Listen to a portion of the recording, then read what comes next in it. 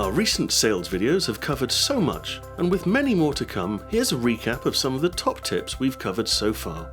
Let's start with a reminder as to why video is so powerful in sales. Imagine a world in which we can sell more cars whilst making our customers' journey simpler and making them happier, using the medium of video.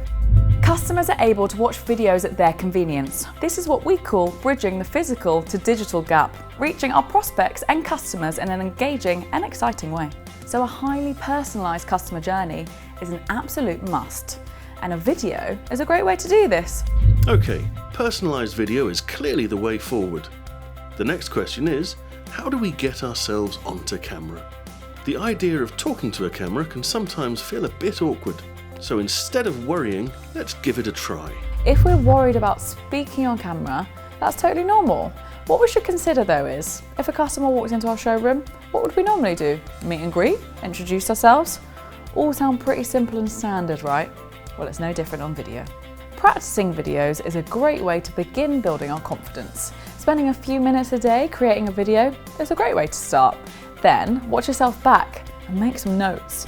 You'll see straight away what works and what doesn't, and then just tweak it a bit for next time.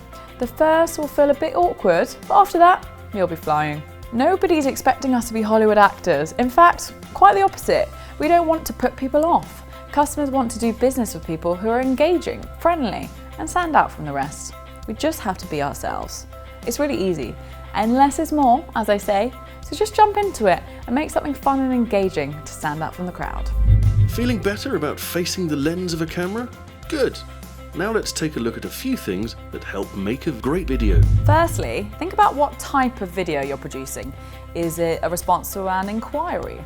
Is it on the back of your first meeting with a customer to thank them? Or better still, is it to ask the customer for their feedback following their vehicle purchase? It's always great to have a background with your brand logo, instantly telling the customer where you're from.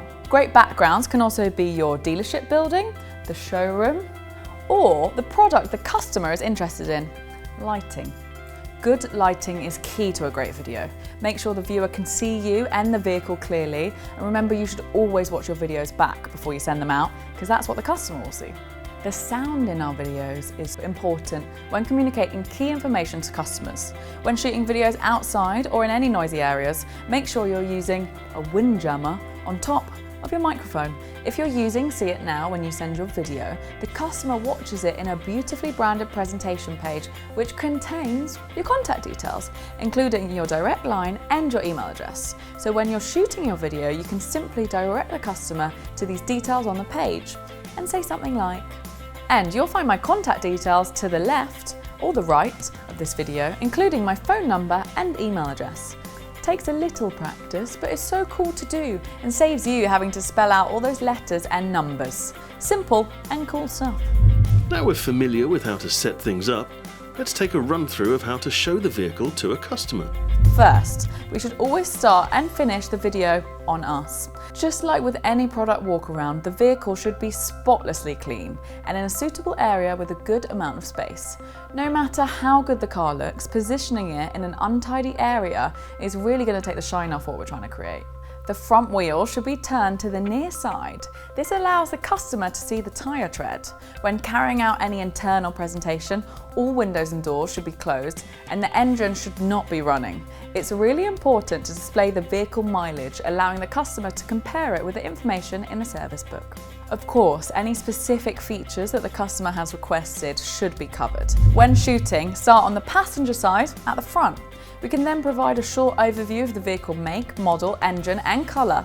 Our customer now knows exactly what car it is, which means that we can focus on the key features and styling.